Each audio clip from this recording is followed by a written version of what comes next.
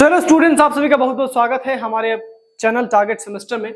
उम्मीद करते हैं कि आप सभी लोग बेहतर होंगे और आपको पता होगा कि आप सभी के लिए सारथी लॉन्च किया जा चुका है, सारथी 3.0 for the third semester and Sarathi for first semester. तो जो भी बच्चे थर्ड सेमेस्टर के हों या फर्स्ट सेमेस्टर के हों, यदि वो अपनी जर्नी को बेहतरीन बनाना चाहते हैं, सेमेस्टर एग्जाम में बेहतर करना चाहते हैं, तो उनके लिए सबसे बेस्ट ऑप्शन इस समय आपको दिया जा रहा है एंड दैट इज सारथी। तो सारथी को ज्वाइन करिए, जहां पे आपको मिलेंगे नोट्स, PYQs, मॉडल पेपर्स, इसके साथ साथ प्रैक्टिस सेट्स मिलेंगे और इसके साथ साथ आपको मिलेगा कंप्लीट थियरी और एक्सपेक्टेड MCQs, जिसके माध्यम से आप इन सेमेस्टर एग्जाम को बहुत ही बेहतरीन तरीके से पास कर सकते हैं और बहुत अच्छे मार्क्स भी स्कोर कर सकते हैं। हमने पिछली बार रिजल्ट दिया है 9.5 CGPA, 9 CGPA, 8.8, 8.5 CGPA।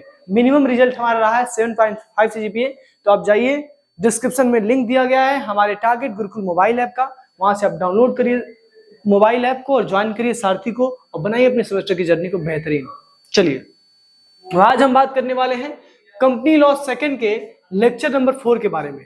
Lecture number 4 में आज हम देखेंगे स्मॉल शेयर होल्डर डायरेक्टर के बारे में, डीम्ड डायरेक्टर के बारे में और भी बहुत सारे प्रकार के डायरेक्टर्स हैं उनके बारे में देखेंगे। तो सबसे पहले हम जानेंगे स्मॉल शेयर होल्डर डायरेक्टर किसे कहते हैं। जैसा कि नाम ही है, स्मॉल शेयर होल्डर्स डायरेक्टर एक ऐसा डायरेक्टर जो स्मॉल शेयर होल्डर्स के बेनिफिट्स के लिए अपॉइंट किया जाता है। एक बार प्रोविजन रीड कर लेते हैं। A listed company must have at least one director elected by the small share holder. Her listed company के पास कम से कम एक ऐसा शेयर होल्डर होना चाहिए जो स्मॉल शेयर होल्डर्स के द्वारा इलेक्टेड होना चाहिए। Point to be noted, her listed company के पास कम से कम एक ऐसा शेयर होल्डर होना चाहिए जो स्मॉल शेयर होल्डर्स के द्वारा अपॉइंटेड होना चाहिए और वो हमेशा स्मॉल शेयर होल्डर्स के बेनिफिट के लिए, उनके एडवांटेज के लिए डिसीजंस लेना चाहिए। अब आप सोचेंगे कि स्मॉल शेयर होल्डर डायरेक्टर तो ठीक है, लेकिन पहले हमको आप ये बताइए कि स्मॉल शेयर होल्डर कहते किसे हैं। तो स्मॉल शेयर होल्डर का मतलब ऐसे शेयर होल्डर से है जो शेयर होल्डर कंपनी में 20,000 के नॉमिनल वैल्यू या फिर उससे कम के शेयर्स को होल्ड करता है। The shareholder holding the shares of 20,000 nominal value or less than 20,000 nominal value is called small shareholder of the company। यानी वो शेयर होल्डर, किसी भी लिस्टेड कंपनी का वो शेयर होल्डर जो कंपनी में 20,000 या 20,000 से कम के नॉमिनल वैल्यू के शेयर्स को होल्ड करता है, उसको हम स्मॉल शेयर होल्डर के रूप में जानते हैं। ठीक है, चलिए, तो सबसे पहली चीज आपको क्या याद रखना है, सबसे पहली चीज आपको ये याद रखना है कि हर लिस्टेड कंपनी के पास, किसके पास, हर लिस्टेड कंपनी के पास कम से कम एक स्मॉल शेयर होल्डर डायरेक्टर होना चाहिए। स्मॉल शेयर होल्डर डायरेक्टर से तात्पर्य है एक ऐसे शेयर होल्डर से जिसका जो होल्डिंग है कंपनी में वो 20,000 नॉमिनल वैल्यू ऑफ शेयर या फिर उससे कम का है। यानी जो शेयर होल्डर आपकी कंपनी में 20,000 तक के शेयर्स को होल्ड करता है। देखिए, शेयर्स की दो तरह की प्राइजेस होती है, एक होती है मार्केट प्राइस और एक होती है नॉमिनल प्राइस, जिसको हम फेस वैल्यू कहते हैं। तो यहाँ पे फेस वैल्यू की बात की गई है, यहाँ पे मार्केट प्राइस की बात नहीं की गई है। हो सकता है कि आपने 20,000 के शेयर्स खरीदे हों बहुत पहले, लेकिन आपने आपके शेयर जो है वो 25,000 के हों, लेकिन उसमें से 20,000 जो हो वो आपके शेयर का नॉमिनल वैल्यू और 5,000 आपका प्रीमियम हो या फिर मार्केट प्राइस की वजह से अप्रिसिएशन हो गया हो। तो 5,000 को हम नहीं लेंगे, हम केवल 20,000 को लेंगे, क्योंकि यहाँ पे बात किसकी की जा रही है, यहाँ पे बात केवल नॉमिनल वैल्यू ऑफ शेयर्स की जा रही है। तो याद रखना है सबसे पहली चीज ये कि हर लिस्टेड कंपनी के पास कम से कम एक स्मॉल शेयर होल्डर डायरेक्टर होना चाहिए जो स्मॉल शेयर होल्डर्स के बेनिफिट के लिए डिसीजन ले। और स्मॉल शेयर होल्डर किसे कहेंगे, जिस शेयर होल्डर के पास नॉमिनल वैल्यू ऑफ शेयर 20,000 या 20,000 के कम के हैं, उसको हम स्मॉल शेयर होल्डर कहेंगे। ठीक है, चलिए आगे बढ़ जाते हैं। अगला टॉपिक है डीम्ड डायरेक्टर।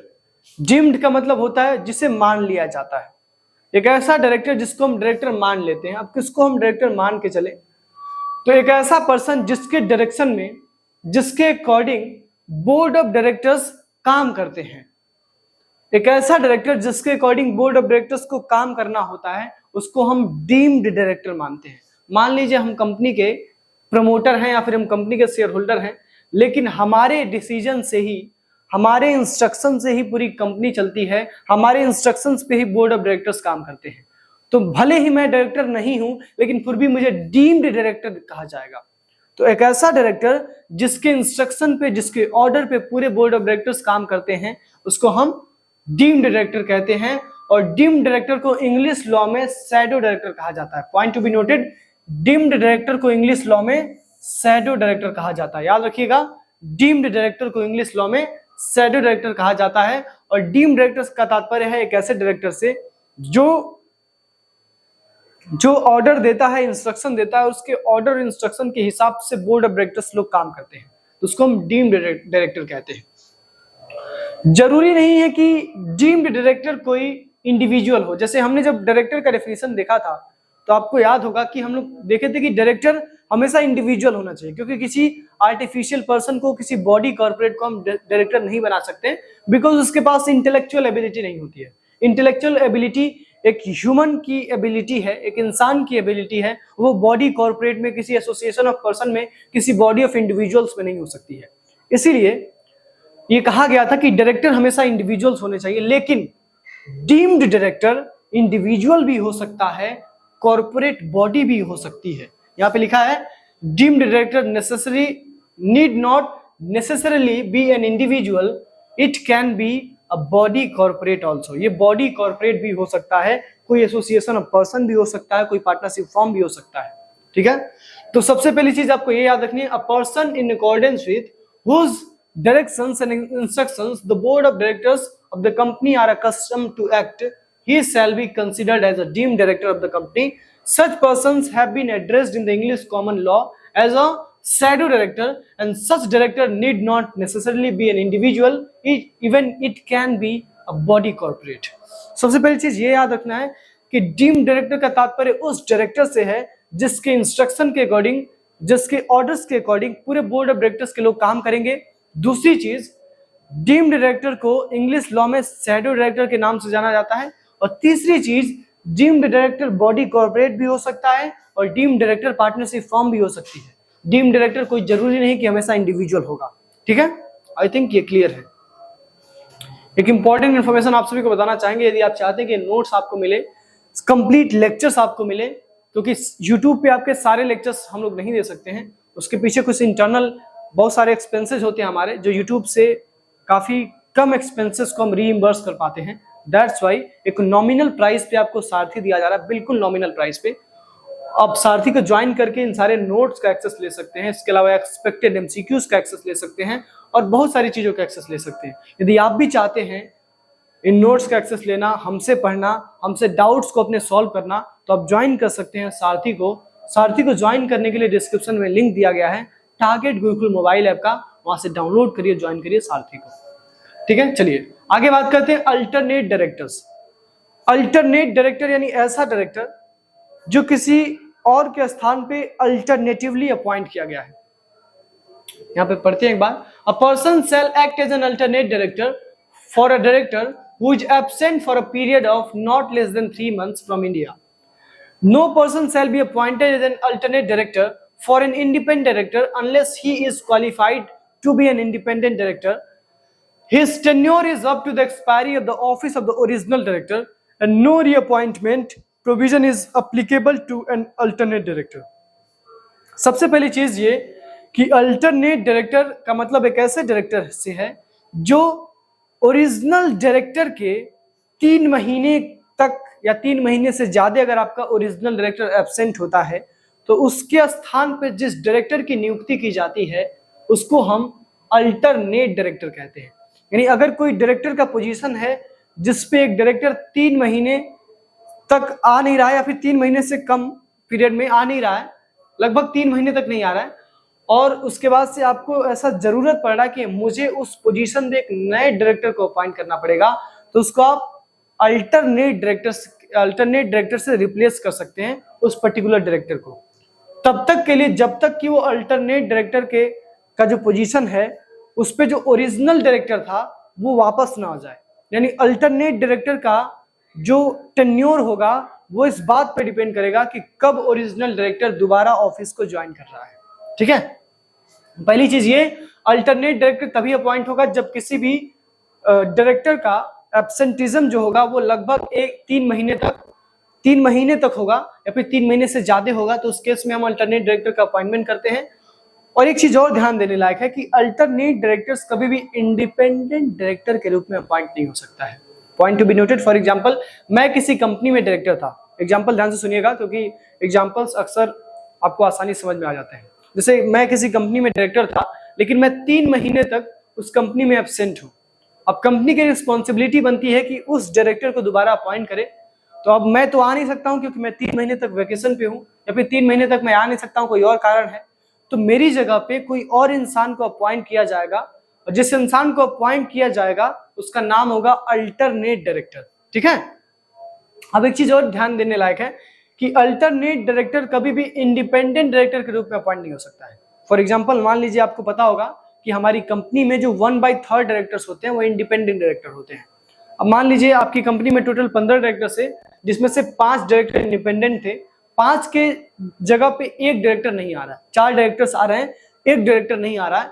तो उस केस में आप अल्टरनेट डायरेक्टर को as an independent director appoint तब तक नहीं कर सकते हैं जब तक वो अल्टरनेट डायरेक्टर इंडिपेंडेंट डायरेक्टर बनने के योग्य नहीं है। अगर वो अल्टरनेट डायरेक्टर इंडिपेंडेंट डायरेक्टर बनने के योग्य है तब तो आप उसको अपॉइंट कर सकते हैं, लेकिन अगर वो योग्य नहीं है तो आप उसको अपॉइंट नहीं कर सकते हैं। ठीक है।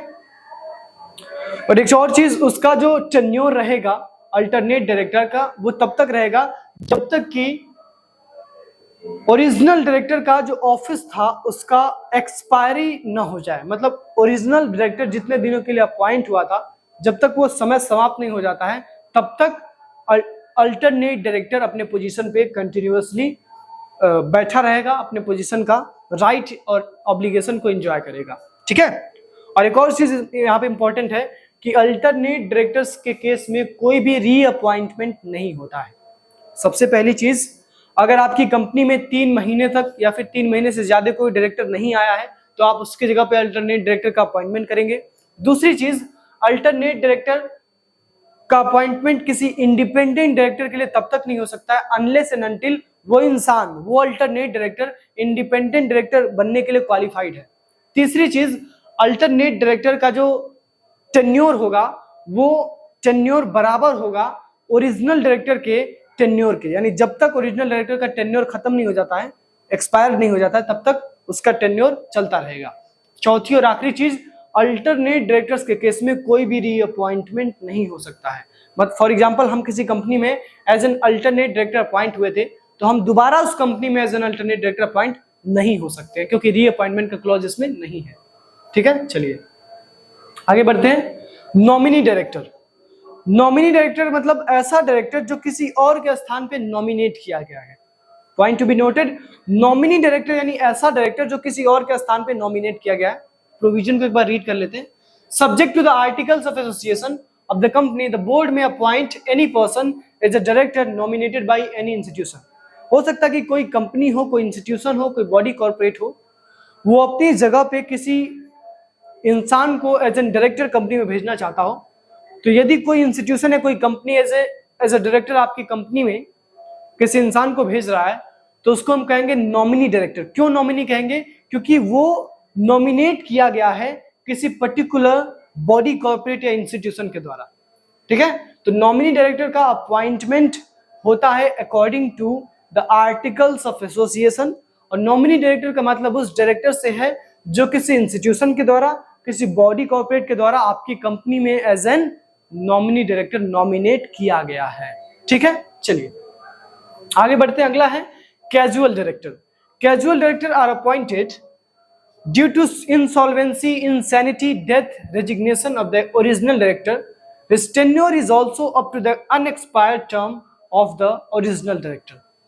यानी कैजुअल डायरेक्टर का मतलब उस डायरेक्टर से है जिसका अपॉइंटमेंट इन फॉलोइंग केसेस में होता है। समझिएगा। फॉर एग्जांपल, मैं किसी कंपनी में डायरेक्टर था और मेरी मौत हो गई, या फिर मैं इंसॉल्वेंट डिक्लेयर हो गया, या फिर मैं पागल हो गया, तो उस केस में कंपनी को मुझको रिप्लेस करना होगा और मेरी जगह पे किसी और डायरेक्टर को अपॉइंट करना होगा। तो मेरी जगह पे जो डायरेक्टर अपॉइंट होगा, मेरे पागल हो जाने की वजह से, मेरे मर जाने की वजह से, या फिर मेरे इंसॉल्वेंट हो जाने की वजह से, तो उसको हम कहेंगे कैजुअल डायरेक्टर। यानी कैजुअल डायरेक्टर वो डायरेक्टर होता है जो किसी दूसरे डायरेक्टर के स्थान पे अपॉइंट किया जाता है, और वो जो दूसरा डायरेक्टर है उसमें कमी क्या है, या तो वो मर गया, या तो उसने रिजाइन कर दिया, या तो वो पागल हो गया, या तो वो इंसॉल्वेंट हो गया। His tenure is also up to the unexpired term of the original director.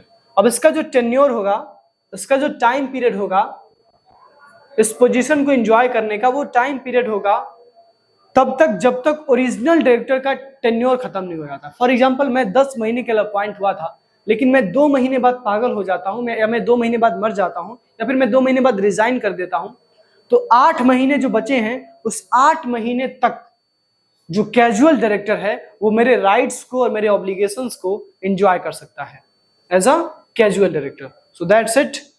ये थे आपके different kinds of directors, types of directors हमने कंप्लीट कर लिए हैं। अब हम अगला टॉपिक पढ़ेंगे मिनिमम नंबर ऑफ डायरेक्टर्स, जो हमने आपको ऑलरेडी बता रखा है, लेकिन हम थोड़ा सा डिटेल में पढ़ेंगे।